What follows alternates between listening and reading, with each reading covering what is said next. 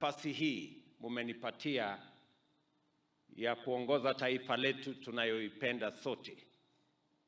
Mimi nitashirikiana na viongozi wenu wote, wale wote waliochaguliwa kutoka MCAs, wabunge wenu, maseneta wenu, magavana wenu, sote tutaungana na mimi nitashirikiana na wao ili tuweze kupanga maendeleo ya taifa letu, miradi ya kubadilisha Kakamega, na vile tutahamasisha wananchi wote tuweze kupeleka nchi yetu ya Kenya mbele.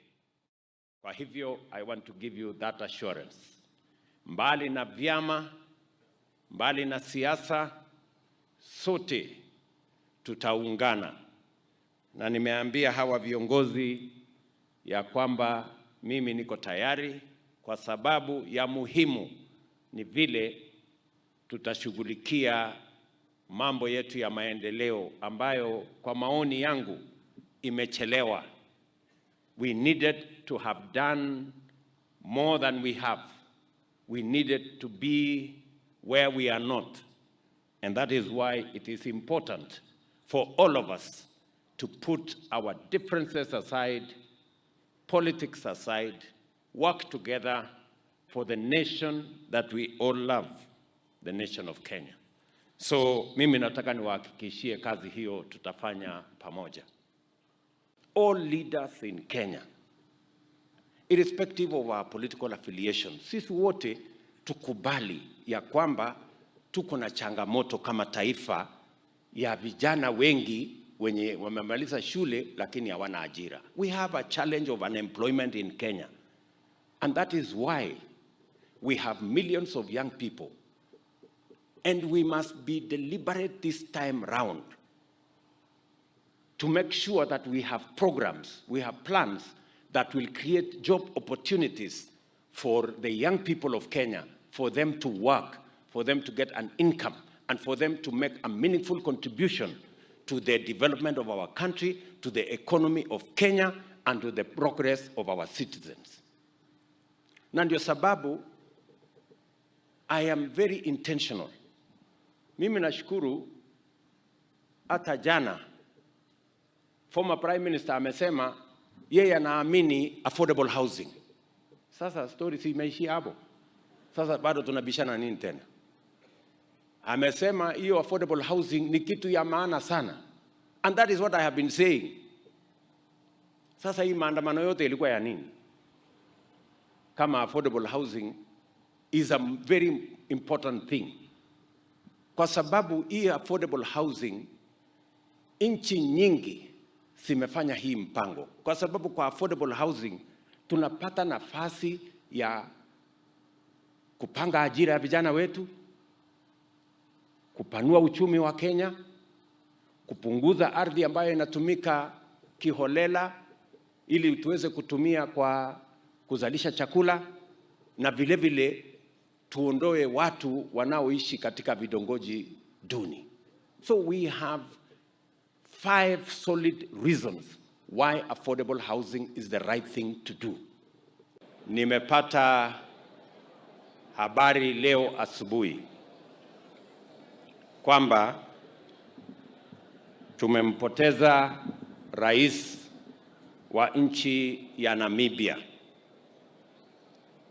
Na mimi nataka niwaombe kwa heshima, sisi wote kwa dakika moja tusimame kwa heshima ya Rais Geingob, President wa Namibia ambaye alifariki leo asubuhi.